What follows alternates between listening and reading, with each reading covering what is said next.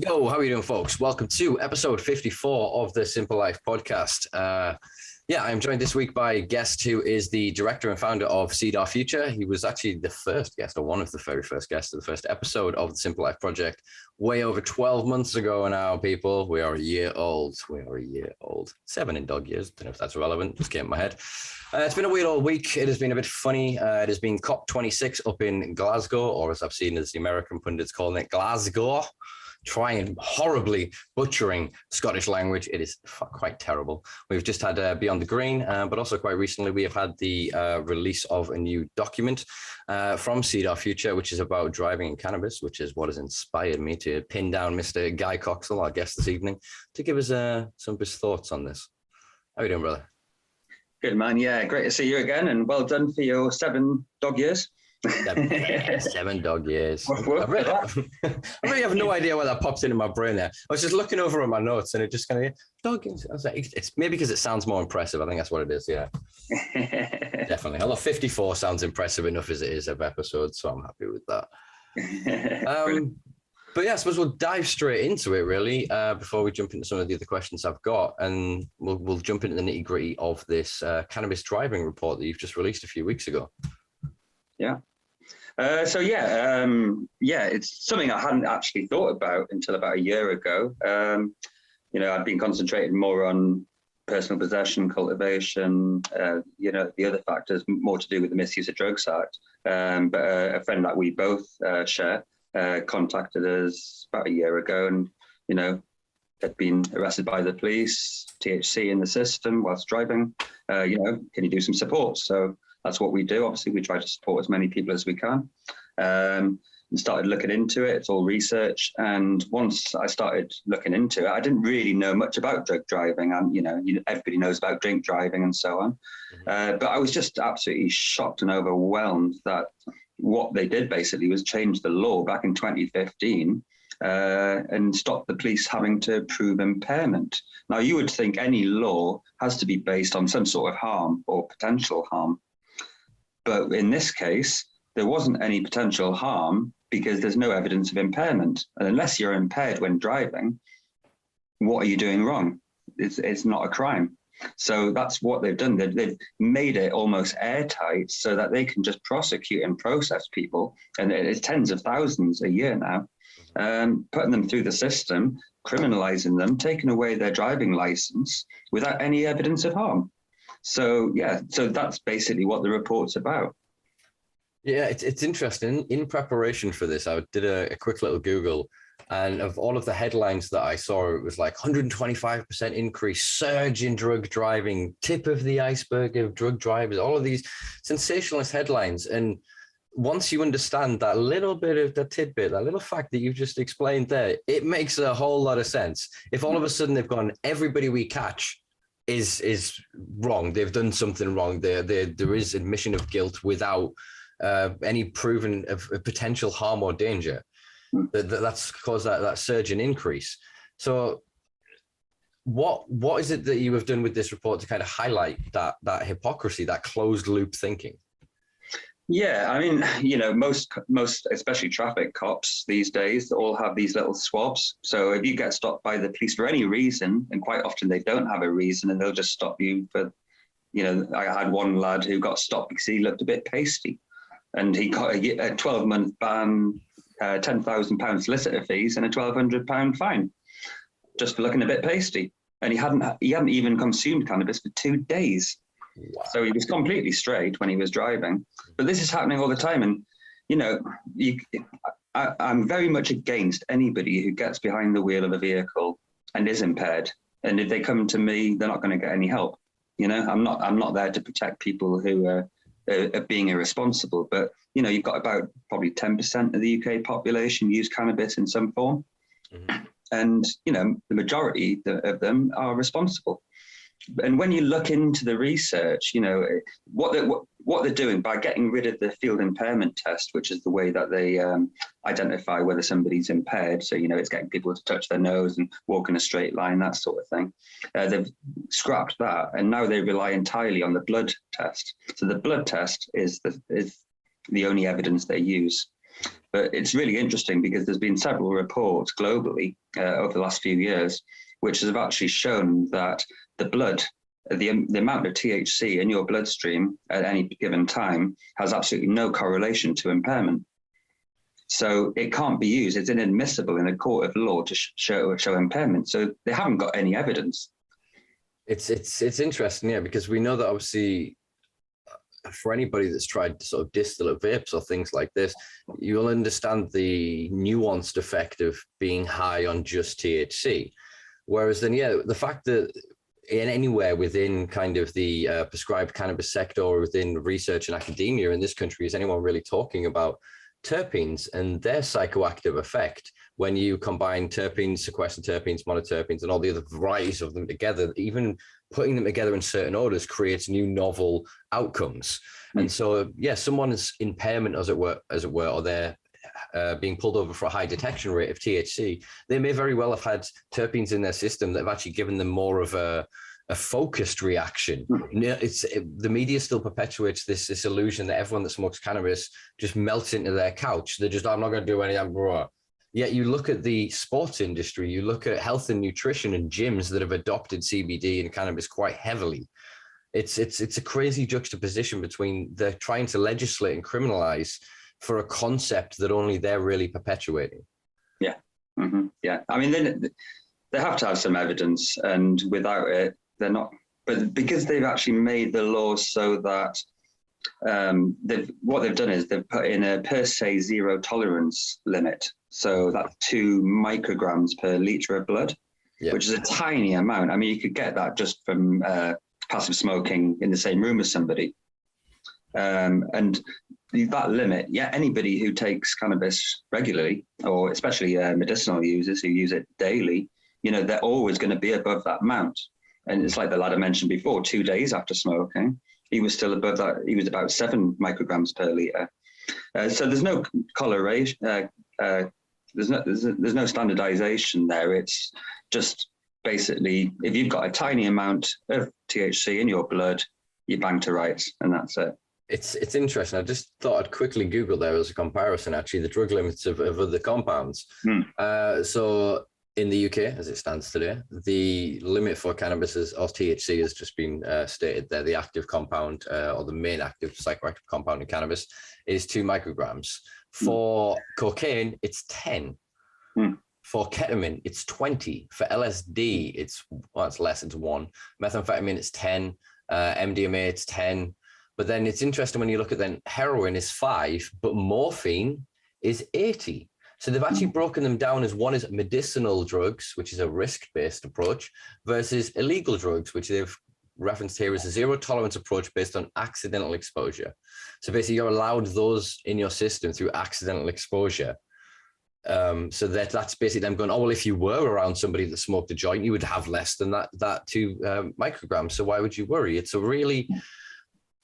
is there any science to this? Is there actually any documents that have been produced by the UK government that shows where they pulled this limit from? What, for THC specific? Yeah, there was some research carried out by some French scientists who said 5 micrograms per litre is a level where you start to get impairment. But that's been completely overrun now with all the new research. So it's based on bad science, basically. But it's interesting what you pointed out there, the difference between what we call illicit drugs and pharmaceutical drugs. And the pharmaceutical drugs are massive amounts. And if you think there's millions of drivers out there every day on morphine, on benzodiazepines, or a mixture of, and they're perfectly fine to drive. It actually states in the research that they wanted to make sure they didn't want to put off people from taking their medicine because of driving issues, which is why they put these limits in. So they're helping you with all the toxic pharmaceuticals, but anything else, they're making them as low as possible. It's interesting. Yeah. Diazepam is 550. Amphetamine is 250. Amphetamine is actually categorized in its own separate it's classified under here as separate approach to balance its risks, is what they have put in the brackets of the comment there. This is from the gov.uk/gov collections/drug driving, if anybody else wants to look at this. But yeah, it's interesting because obviously amphetamine, when it's on the street, is speed. It's a dangerous drug. But when it's Ritalin, it's good. It helps kids concentrate. It's good in school. We live in this weird sort of paradox, and it's one of the things that I feel, or I fear, that potentially the system may do as a way of thwarting this ginormous black hole that you have pointed out in their legislation, is just create a different categorization of going, well, medical THC doesn't impair, or THC taken when recommended by doctor, and they'll create that sort of legal protection with it. Do you think that's something? It's interesting you mentioned that, because if you look at the both the pharmaceutical drugs, all of the drugs, the 17 listed there in the Act, and the reason they have the limit is it states so that patients don't abuse their medication. So if they're above those limits that the pharmaceutical industry have established, such as 250 micrograms for amphetamine, if they're over that, then they're abusing it.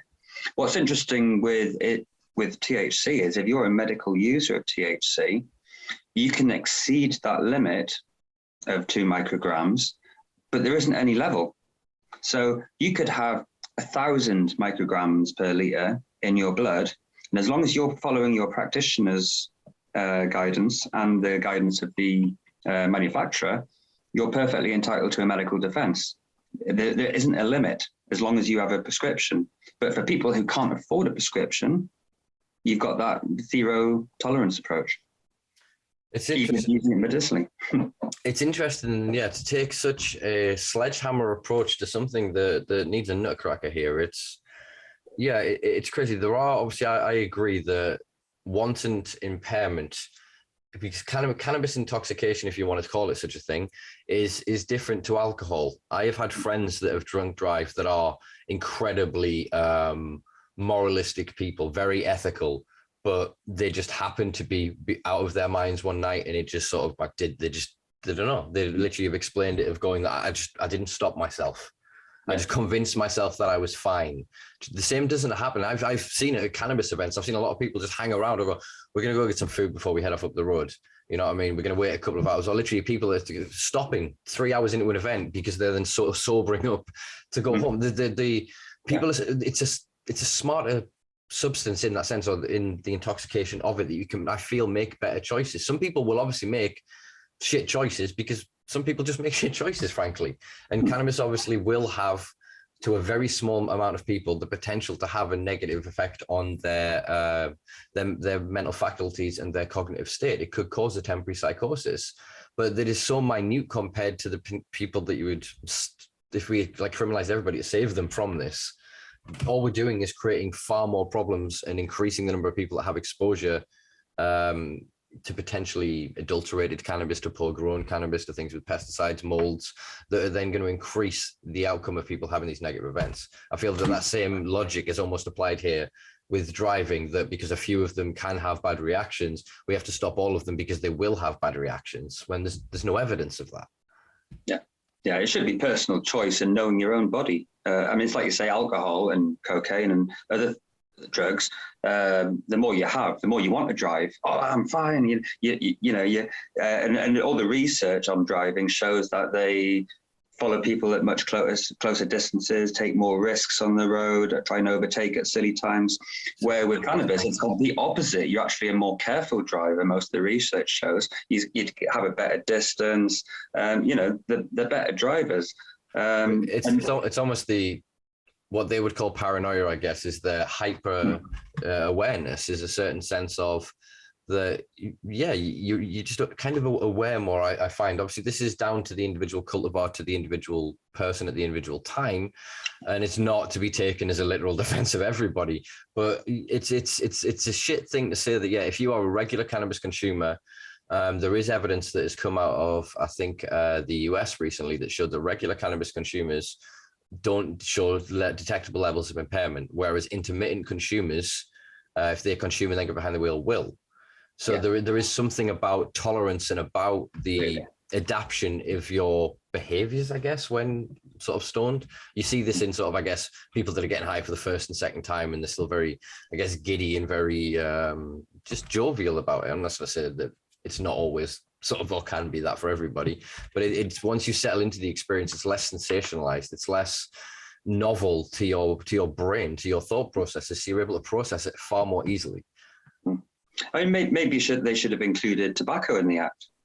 I raised that exact fucking point in an article, that as a non-consumer, if you then smoked a fucking cigarette at the wheel, what that does to your brain with the tobacco high and all of that shit, that makes you you white out, you feel sick, you feel nauseous, you feel dizzy. You know, you wouldn't want to be behind the wheel of that. But once people persist and build that tolerance with smoking, you know, it's just normal. And, you know, how many people do you know who actually can make a rollie while they're driving? Yeah. How dangerous is that? Yeah. But, you know, they're not enforced against. Caffeine's another one. Honestly, I have had some very dangerous, I love it. And I'm literally sat here drinking a giant cup of it. But I'll still speak of the fact that I have to be mindful of my consumption of it, because sometimes psychologically it can make my mind very noisy, very cluttered, and very hard for me to focus on single tasks. So sometimes if I'm doing like long road trips, I'll have to be careful of how much coffee I've drank. Sometimes I have pulled over to literally just be like, I'm going to chill. I'm too jittery. I'm not in the right place for it. But again, there are drive-through coffee places. Yeah. Even if you take substances aside entirely, what about music? You know, if you're listening to classical music, you're probably going to drive slower. If you're listening to some techno or something, or some angry music or something, that's going to change your persona, change your thinking. You might be a more angry driver. Emotions. I mean, my mother always used to say this when I was younger. I was quite volatile as a teenager, and she'd always say, "Never get in the car angry. Never get in the car angry." And it wasn't until I crashed my car while driving angry. So I went, that's what you were meaning. And it was because of the rage, and then you've got the adrenaline and everything else. It's the same as then having that cocaine or that amphetamine. You're moving faster and you're trying to engage quicker, which means that your brain isn't actually absorbing the information and making rational decisions.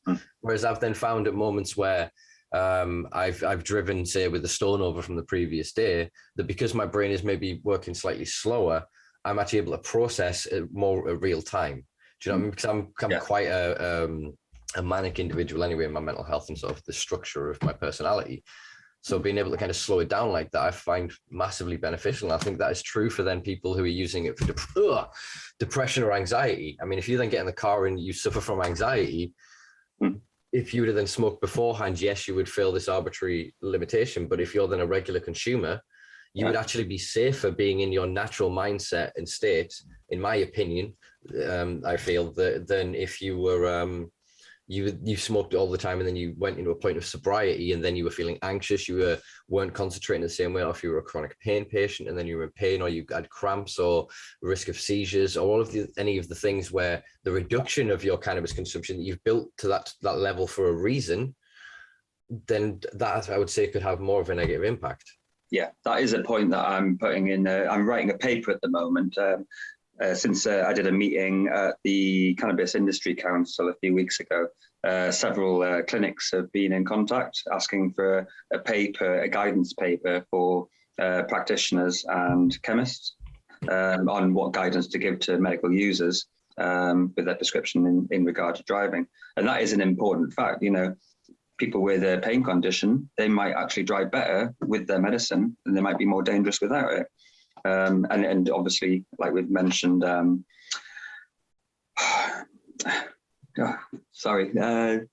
talking about, you know, having it regularly.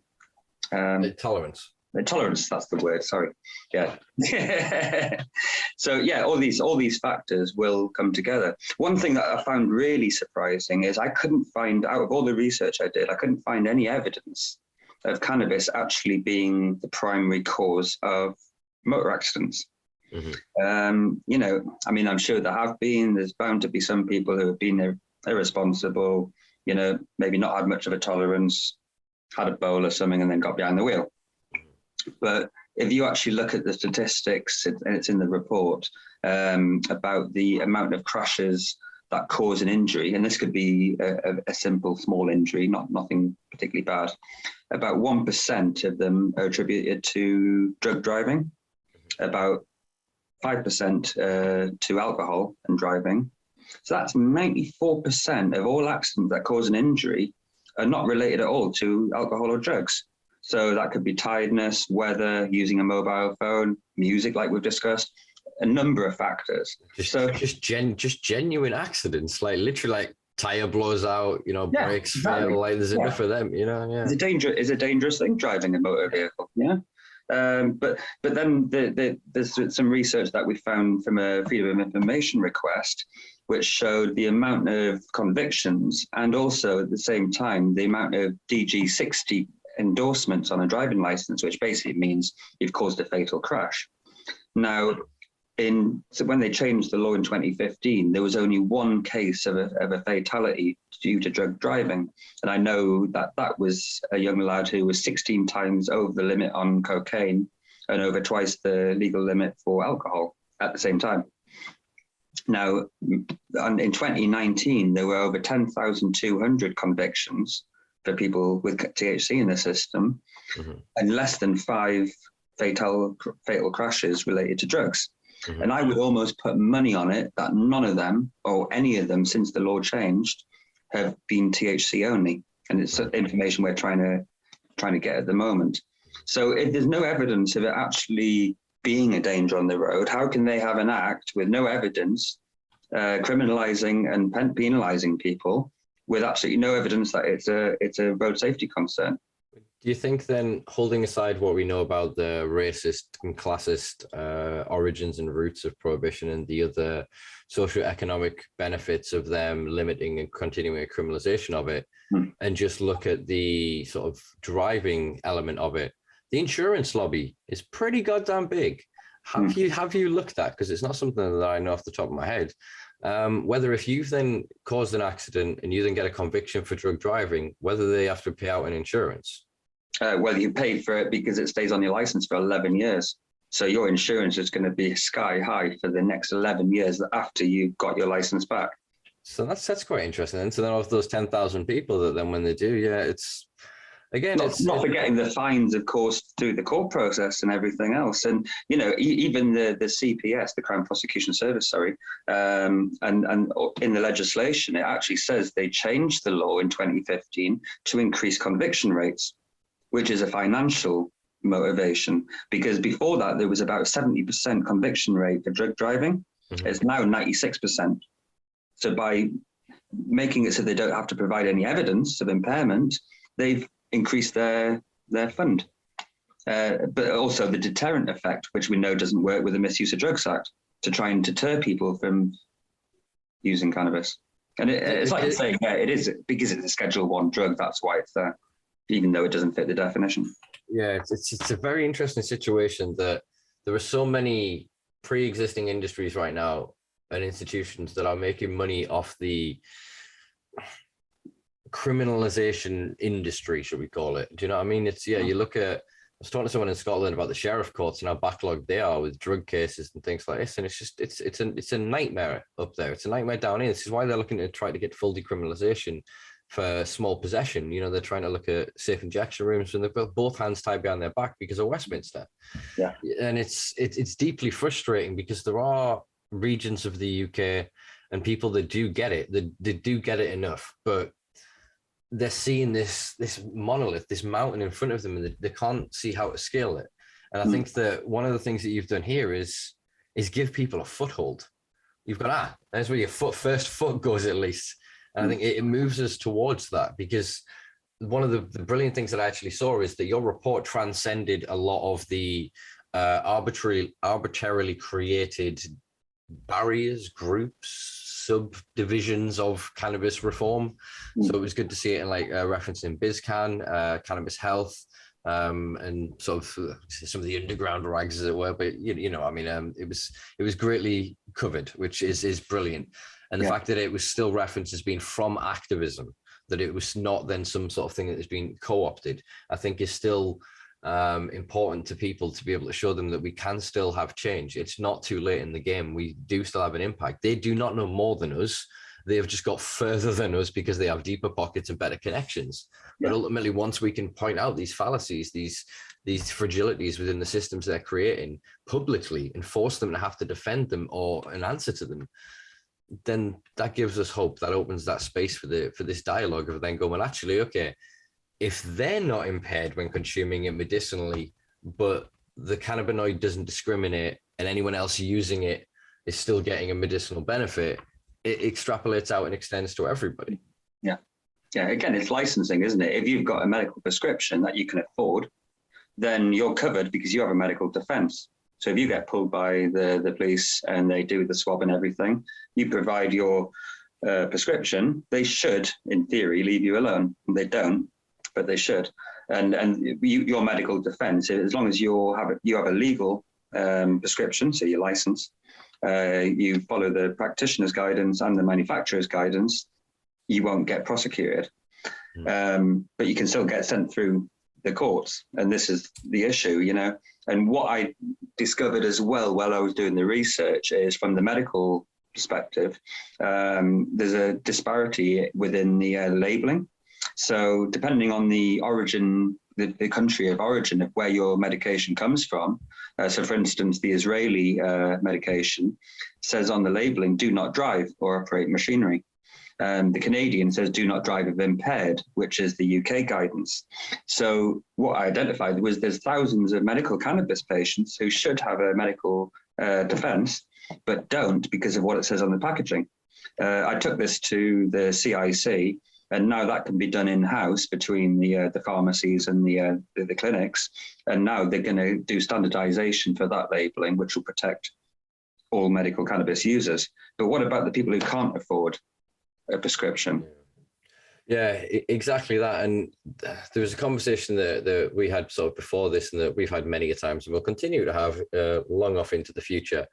And that is is all cannabis use in some way medicinal? Is it in some way therapeutic and beneficial to the individual's endocannabinoid system? It doesn't discriminate. If you've then gone and bought it off some 17-year-old on a bike on some street corner, and you've gone home and you've smoked it, and you're then relaxing on your couch, your stress levels are lowering, your cortisol levels in the blood are lowering, your heart rate is lowering, your systems are just calming. You then maybe get the munchies a bit, so you eat a bit more food, you've got nutrition in your belly, you're watching something that's entertaining, so you're stimulated. So that's going to have a very beneficial effect on you, neurologically, physiologically. Then on the other side of that is someone who gets their prescribed cannabis mailed to them. They then go home, they sit and they vaporize it, and they do something similar. There's no discrepancy. The plant doesn't care, ultimately. Yeah.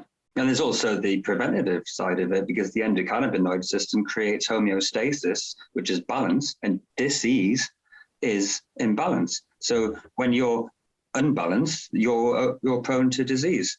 So because it levels you out, it actually prevents. So it's a nutrition as well.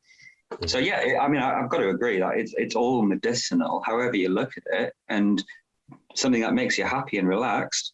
You can get plenty of pharmaceutical toxic drugs, which will do a similar thing, but not as good. Yeah, and they are preventative. I mean, I would, not to be, contrarian, but me being me, I would maybe err towards the word therapeutic than medicinal, just because of the kind of co-options of the terms, whereas therapeutic is more associated to, say, holistics and individual sort of taking autonomy of your own health.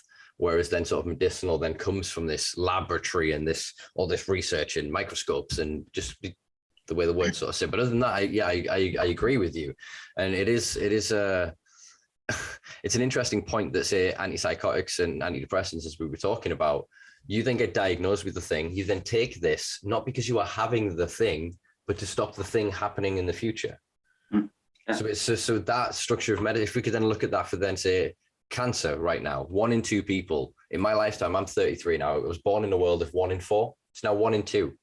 So if we lived in a world where then all of those people who qualify of going, I want to be able to consume cannabis legally. Why? Because I'm consuming a credit card's worth of plastic a week. I'm exposed to carcinogens in my water, in my air, in my food. So I want to take this thing to potentially negate that. So there are all kinds of defenses and ways that we could look at it that have actually gone that, no, this is truly an essential nutrient, an essential therapeutic tool, medicine, however we want to sort of describe it. And I think that that's become ever more apparent, especially this week, because this week marked 3 years of air quotes medical cannabis, prescribed cannabis being legal here in the UK. It marked COP26 up in Glasgow, and it marked Medical Cannabis Awareness Week here in the UK. And these are all very separate but very combined things when you really think about it. And it's a conversation that is missing. And I did enjoy my time at Beyond the Green. And I thought it was a very good venture and effort, and necessary to have cannabis represented. I obviously have my issues with it being more hemp than cannabis, and quite happy to vocalize that and have a conversation with anybody about that till cows come home, as they say. Sorry, what's hemp? Isn't that not cannabis? Oh, well, there are these, it's a colloquial term used to describe cultivars of Cannabis sativa L, whatever subgenus, that are arbitrarily held below 0.02% THC. So you can see why they're held. No. The 0.2% thing's rubbish, you know. In India, when Hindu Kush and all that was called hemp. I love you guys. So this, I literally said this to the panel the other day, because I went, what is hemp? And they went, hemp is this. And I went, nah. In the UK, then hemp is 0.2. If we go to Italy, hemp is 0.6. So if we go to Switzerland, it's 1%. It's like, come on here, guys. We need to really understand what is going on with the language. Back in King Henry VIII's time, it was about 4 to 5%. Well, this is interesting, because there was then research. I was also given an academic tome to flick through, which was compiled by two guys. I've got the shots on my phone. I'm going to try and figure out how I get a copy of it. And they basically combined the taxonomy of all of the old subgenuses and the land races. And what they found was something that was then reiterated literally serendipitously by one of the speakers speaking on the hemp panel, air quoting there for my listeners. The plants that were born of the southern hemisphere of India, what became the cannabis indica, the hemp varieties down there will have likely have had swapped cannabinoids. So they'll have been presented with higher THC and lower CBD in what we would consider to be genetically hemp in terms of long stringy stuff.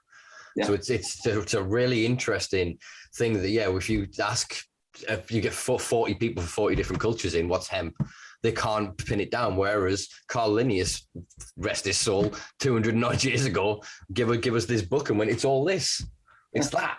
And we've been arguing ever since. Yeah, I mean, the biggest study ever into the potential harms of cannabis was the Indian Hemp Commission in the 1800s.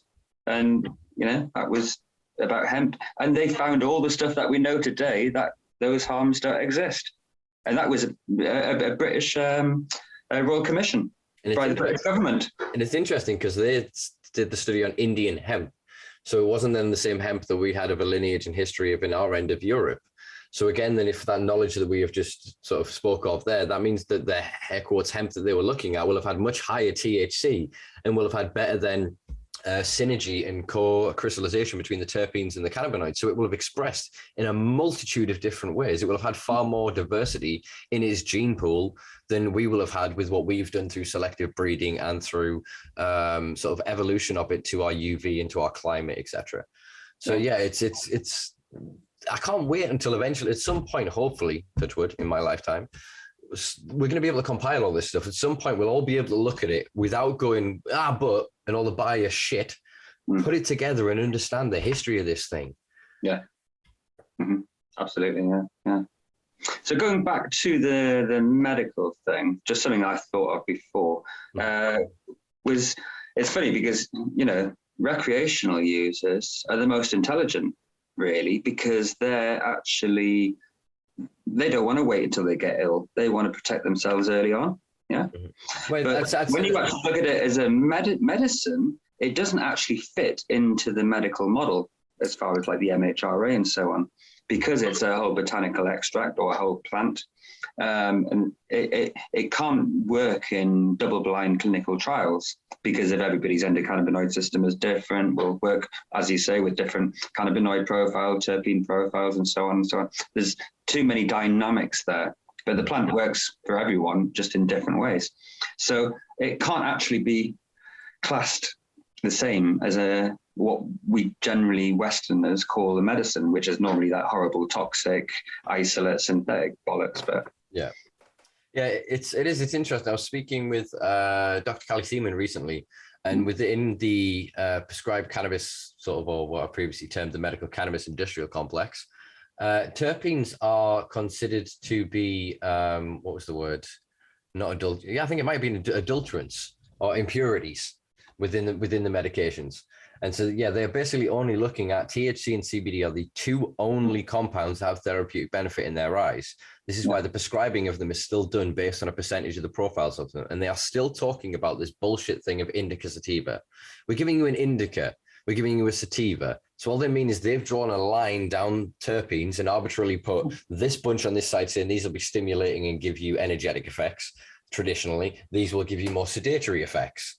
But we know that that doesn't work for everyone. You and I could smoke the same cultivar and I could be up and hey and dancing and you could be peeled into the couch. Which is likely, yeah. Yeah, and so again, there's so much that is missed with that. So if we're not then looking at that, we're missing all of the science there. We're missing a true understanding of it. And I think the reason we're looking at those two compounds only is because the way to get past the triple blind and double blind placebo controlled trials is if you then use an isolated compound. Yeah, but it's not to do with adulterants or anything like that. It's to do with money, because you can't patent a plant. Mm-hmm. You can isolate and synthesize compounds, and that's why GW Pharmaceutical have made so much money off Epidiolex and Cytovex, but they don't work. And if you're lucky, they'll only burn your mouth out with the ethanol.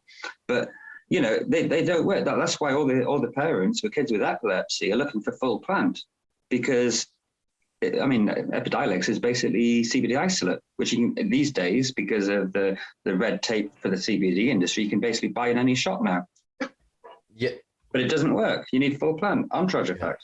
But yeah, the CBD has, an isolate has, God, I'm going to butcher this, from a summation of a study, I think it was 2015, 2016. I'm trying to read this in my head. They basically found somewhere of 6 to 8 weeks of efficacy of a CBD isolate, that if you have had, let's call it a deficient endocannabinoid system, that if you then use a CBD isolate product, that it will work with the CBT receptors and the proliferal pathways to then cause a boosted effect, plus in some way a placebo type effect, and something in the way of you would then in some way modify your behavior. You kind of feel like, oh, I'm feeling better, so I'll do more. And that kind of helps feed back into that loop. But then over a while of the tolerance building up to it, it then becomes ineffective, really. But whereas whole plant and being able to keep variance is the system almost takes what it needs at each point. So it takes a far longer rate to develop a tolerance to a profile. The broader the profile, the longer the tolerance it takes to build. And again, that variance is not something that they're really interested in discussing. It's more on the herbalist side, the botanical side of it, that people are looking at. This is a plant. It's a plant that grows, and in its growth creates the potential for industrial applications for commercial products. And then from that, we can use it to do X, Y, and Z, but it can be used in a multitude of different ways. So rather than going, we just want the cannabinoids and we want to give it to them at the most efficient method possible, they understand that the relationship you develop with the plant. We've spoken of this previously on the podcast quite a few times, of when you grow and cultivate cannabis, it softens you. It softened me. It got me into growing plants. Now my house is covered in house plants, because it got me to respect and understand that relationship with it, and then to get the reward of consuming a product that you have grown with love and affection, and you've closed that loop, and you don't need to go with the dealers or worry about the big syndicate growers or all of the human rights quarrels that go along with and worries that go along with the criminalized market. That relationship is powerful. Instead of these companies going off and trying to create synthetic and patented products, for me, you got the NHS. So you got your doc. They would cultivate it en masse. You'd be able to either go and get that same cultivar profile or chemovar, if they want to break it down to be that truly specific within it and actually match it to the needs of the individual endocannabinoid system, like they're trying to do in Israel. That you should have the option to then go, do you want the seed to grow it or a cut from it? Do you want the flower to vape it or smoke it? Do you want it to make it into a suppository? Do you want it in an oil? Do you want it to put? It should have that variance, because again, ingestion method. For all we can talk about bioavailability, what we're doing with solubles and emulsifiers and things like that, we've kind of nullified the old ways of consumption in a lot of ways. So now it's down to individual preference. But that's not there. They want it to look like a medical product. This is why Sativex tastes so friggin' bad. They don't want you to be able to enjoy it, to be able to get, but that's part of the experience. When you roll up that joint and you sit and you go, yeah, if you've then got, say, I don't know, MS, you'll get relief from, say, spasticity. You will then have your muscles will relax, and then maybe stimulate your appetite that's been too knotted. It will then maybe help with your bowels and your bladder. It will then help calm your mind. You'll feel distressed, less stressed about your situation. There's so many other things. Whether that's Sativex, you spray it, you feel like crap, and yeah, it may reduce your spasticity for a few hours, but it hasn't improved your quality of life. And without that conversation, all they're doing to me is a racket. And they have the best will and intentions, and these doctors and professionals may be the best minded, but until they can then say that, yeah, we are allowed to do this and should do this, but then advocate for the millions of people that broke the law and are still breaking the law, to give them the data that they can now sell back to us. Yeah. Mm-hmm. Yeah. I mean, I've got a good friend who took Sativex for 2 days, burnt all his gums out, and he had several teeth removed. Then I tried to help him get a medical cannabis prescription. But, because he was having to buy off the black market to basically live, he can't walk or function at all without it, even though he's actually burnt, the MS has actually burnt out his pineal gland. So he's got no CB1 receptor. So he can't actually get high from THC. He just uses it basically to survive and function. And he has to do it illegally. He had to pay £90 for a consultation. But then he said to the doctor, it's going to take a little while for me to get the money together for my first prescription. Fine. And then by the time he actually got the money, he'd already passed that time frame. And they said, oh, no, you need another consultation for £90. Couldn't afford it. Had to go back to the black market. It's a mess, mate.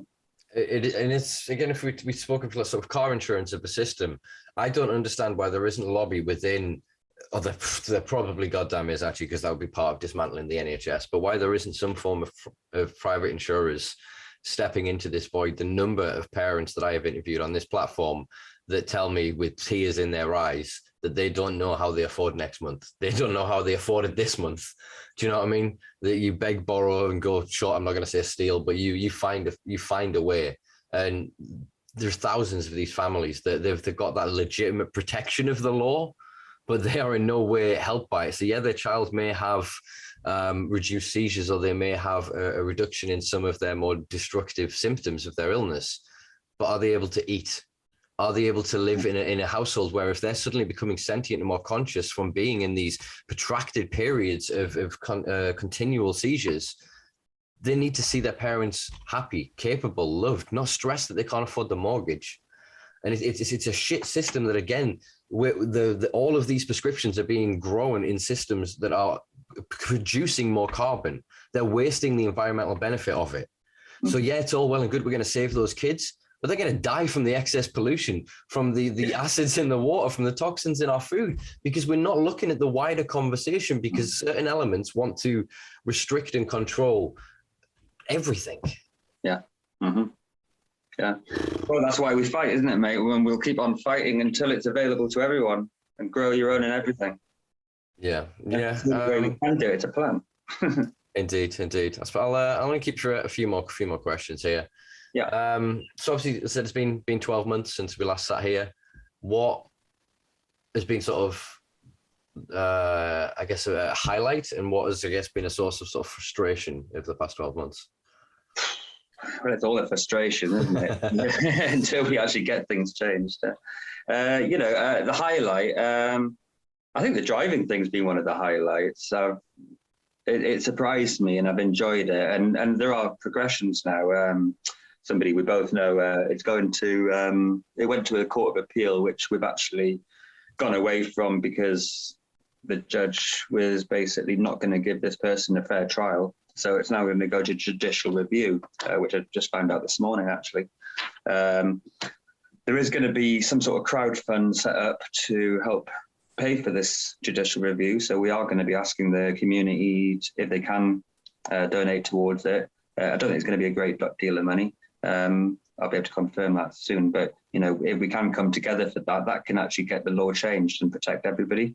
You know, what we want to do really with the driving thing is get it reverted back to Section 4, which is what it was in early 2015. And that means the police have to prove impairment. That's under the 1998 Road Traffic Act. 1988, yeah. So basically, it just means it goes back to a fair and just trial. So if you're impaired and the police pick up on it, you'll lose your license. And yeah, absolutely right. But we need to make sure that there's evidence there. It allows space. It would allow space for mitigating circumstances as well. So even if it was someone who didn't identify as a medicinal user, they could then bring into court anything that we've sort of referenced or anything that I've spoken of in my podcast, really, and with a lot of the industry-minded guests. That could show the efficacy and the evidence. And the fact that they weren't prescribed in that system does not mean that they weren't still getting a benefit from it. Therefore, how do you prove impairment? Yeah, it's a very broad-ranging approach from a very thin point entry. I think you've done quite well to almost Trojan horse this as an argument into the, like I said, the wider broken up in sectors of the industry. And I think that enough people are going to pay attention to this. And even if it's towards their own individual ends, they will probably push to see this pushed across the line. So I think that there will be a law change around driving pretty quick, to be honest with you, because the hypocrisy of it, all it takes is somebody who's now paid and happy to pay umpteens amount for their insurance in their lovely Range Rover and their loyal husband to happen to get pulled over and they're to get caught up in this system for that'll happen at some point inevitably. But I think to be able to do it from a grassroots point up, that would actually give a broader scope protection and enough of a wiggle room that others could use this that are not in that discretionary system.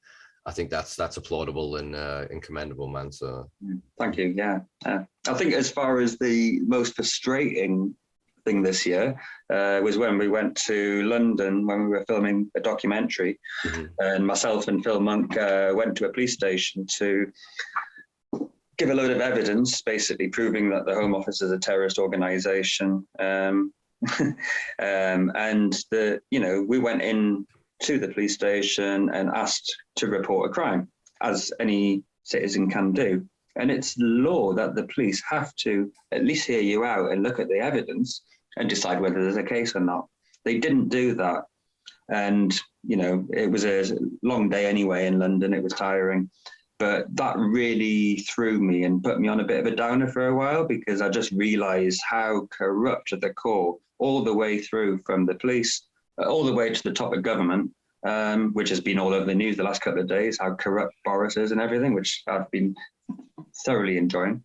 But yeah, it's scary, you know, like, you know, if you go to report a crime, especially terrorism, the police should at least listen to you.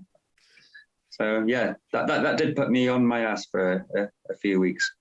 Yeah, I'm glad to see that you bounce back from that with this driving report. And yeah, I think that in conjunction with the first report that See Our Future have produced, you've shown and highlighted a great deal of faults and fallibility within the system, enough that it shows that it's fragile and we can frankly fuck it up. I've just realized I've got 7 Fs in a row. Sorry about that. But it also means that change is possible within that. That it doesn't necessarily mean that we need a full, even though I'm maybe quite enjoying it, a full anarchistic approach to this. That there are ways to utilize the system itself to get it to recognize certain truths. And I think so. If as part of this, in some form, some judge, some authoritative institution has to backhandedly accept that cannabis has therapeutic properties and therefore can be therapeutic to all that consume it, we can then use that as the next building block, as the foundations to move on to the next report, to the next level, to the next stage. And I think that hopefully enough people will understand the progressions and the steps there and choose to put their weight and support behind it. Yeah, yeah, that will come. And there are more reports to write and more lobbying to do against the government.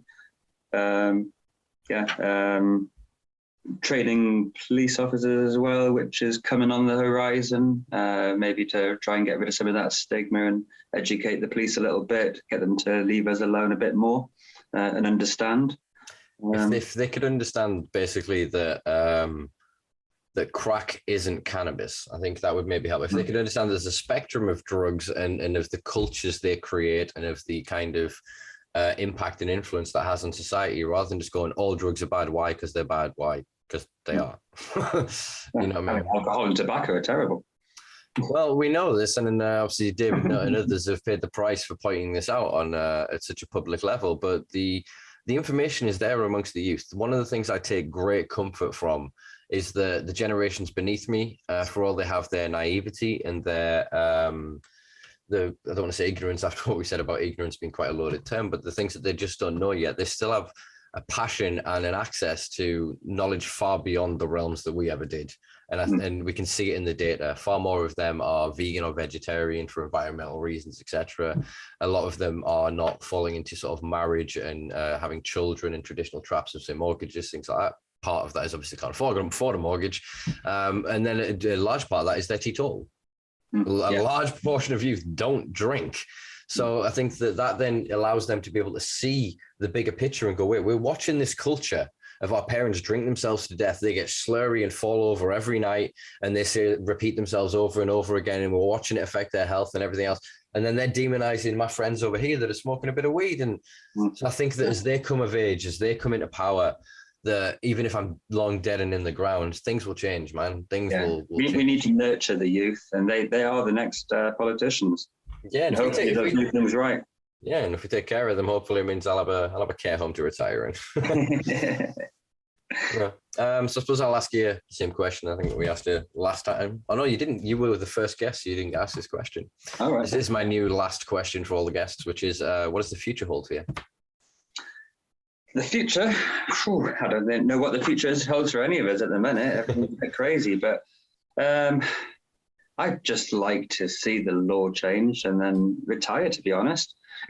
It takes a lot out of me, all this work. I'm sure it does you as well. You know, I've spent the last couple of years on this project, working pretty much flat out, and it would be nice just to get the results we want and be able to chill out on my land and enjoy myself. But yeah, I don't really know. But as I said before, I'll keep fighting for everybody until we get there. And if we don't get there, then I'll just keep fighting until I have no breath left in me. Good man, good man. Man after my own heart, as they say. Yeah, I agree wholeheartedly there, man. And I think actually with some of the projects that you said sort of are coming on with potential police training, with working with the clinics as well. And I think some of the most important work you're doing here is you're transcending, as I said,